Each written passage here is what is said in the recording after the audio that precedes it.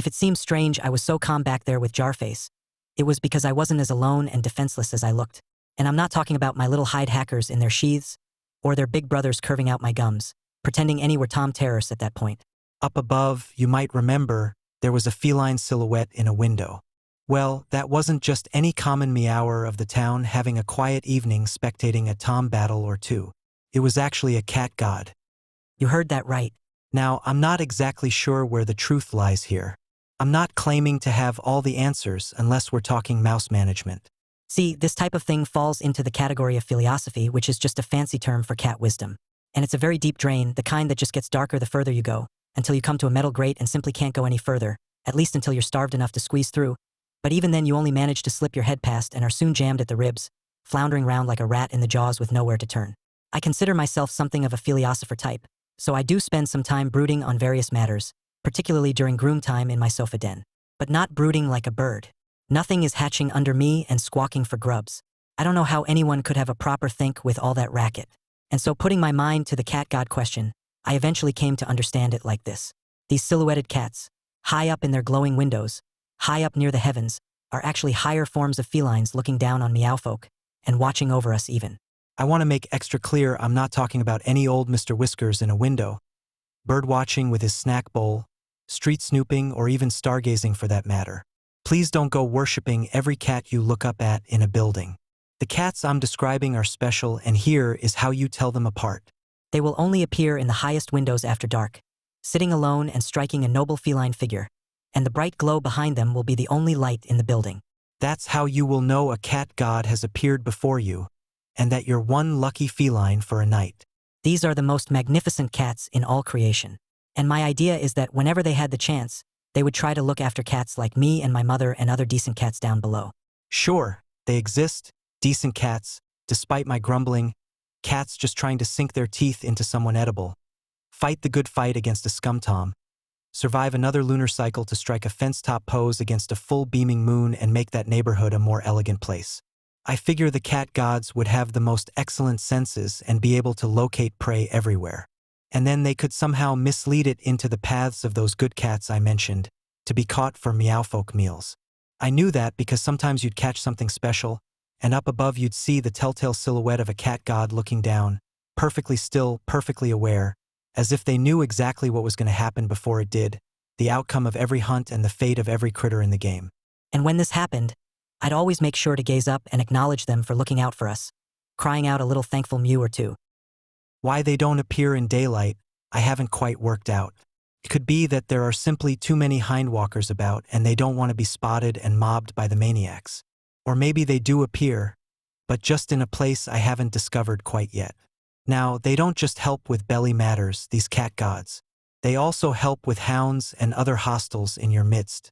For instance, if they're looking down and can see a filthy pack of droolers about to turn down a street you were on, they might step in, but while keeping dead still. How, you ask? Well, they just organize it so a cat god in another block distracts the dogs with a bombing pot plant or mews of a lost kitten, until you're free and clear. Or maybe they'll flush out some prey with a hiss on the wind or swipe a kitchen morsel to the pavement to distract you, and spare a mortal meower from walking into an impenetrable bark beast barricade, all until the drool demons have passed on. It might sound unbelievable, but I'm telling you, this type of thing has happened to me many a time. Even back when I got robbed by Jarface, I realized later that those distracting she-cat mews were probably their work. It would have been nice if they timed it a little better so I didn't lose my den diner special, but it still got a thread off my tail, which is the main thing. Come to think of it, it's also possible they knew the big catch I made was going to attract some even deadlier maulers on the way home, so allowed that robbery for my own good. I still can't really explain how cat gods have these powers. I told you, I'm no expert philosopher, just a keen observer and a back-alley muser. And maybe cat heads aren't even designed to get the full truth of the matter. Maybe our whiskers just aren't quite sensitive enough yet to receive a proper understanding of our surroundings, so to speak. Even still, I've sure given it a go. Some quiet nights, when the howls had faded and the motorcars went missing, when the belly had piped down, and the scratches were scabbed over, I'd sit atop my sofa den after a long bath, gazing about the vast world engulfing me and really contemplating it all. And I figured this cat god system might be kind of like how I could stand above a beetle and paw it around, control it somewhat but not fully. It would still scoot where it wanted. Beetles don't like taking orders from four-leggers, but I could affect its creepy crawl life from up above by sending down this big old cat paw to nudge it here or there. Don't get me wrong, I'm a realist. You're not going to get carried by the next scruff on a butcher shop tour day and night. Obviously, there are going to be unpleasant things that just have to happen for the world to work. For instance, it has to rain sometimes, so puddles form and alley cats can parch their thirst. So gutters can wash you a soggy corpse and the park pond can keep ducks afloat. And it even has to freeze sometimes, so numbed people paws spill their hot milk and bacon soup nearby. So hindwalkers bum crash on the ice and scatter their groceries, and so leftover stew starts cementing the bins. But when it gets too much and the kitty critters down here are suffering through too many nights, maybe then the cat gods might choose to step in. And it gave me quite a lot of solace, all this, especially when I was young and my jaws could barely swing a stiff tin lid. Sometimes when the hunting was hopeless, you'd be looking up to the buildings as you stalked along, in case that telltale noble silhouette might show. You'd always have this comforting thought, at least the one, that any moment a window would come aglow and a cat god would appear to help. And on the stormiest nights, the cat gods would often send signs. I came to realize, those jagged lightning bolts that look oddly like scratches, it isn't for no reason. They're almost certainly being caused by cat gods slashing their claws across the night sky, tearing it so that morning light shone through. It showed their incredible power and, as a bonus, also scared dogs half dead. Having cat gods around would obviously help us with arguably the most important question of all, too, which is how meowfolk came to be. They actually simplify everything quite a lot, because the most sensible answer is that in the beginning of it all, the cat gods filled the world with their litters, to grace it with the feline form, the most perfect of all critters. Suddenly, every bland territory could be decorated with meowfolk in all their varied poses and actions. The parks and ponds, buildings inside and out, wall tops and trees, and the cobbled maze of streets and lanes, they all came alive with cat. Just a single feline paw print could ornament the muddiest bank with its perfect proportions, and a bunch of them could pattern kitchen tiles better than any hindwalker scribbles. Even the shadows of the world became more elegant, stretching with our sleek silhouettes, our curving tails, and moving with fluidity they never knew before. And our mews and purrs sweetened the ugly sounds of the world, or warmed its creepy silence, like meaty scents wafting through smoggy air. From there it gets pretty tricky, though, because you have to explain why normal cats aren't exactly the level of cat gods now. Well, one explanation would be that there's been a lot of interference since those first litters blessed the world's territories. Being the most perfect critter design, it's clear that cats once had the world completely at their feet, but eventually all these assorted weirdos showed up and caused a lot of problems. Every beast and his maker thought they'd try to outdo cats and crowd the place. Some of these godforsaken things, I honestly don't know who put them together. And it's possible their gods actually did forsake them, running off after making the weirdos too embarrassed to be associated.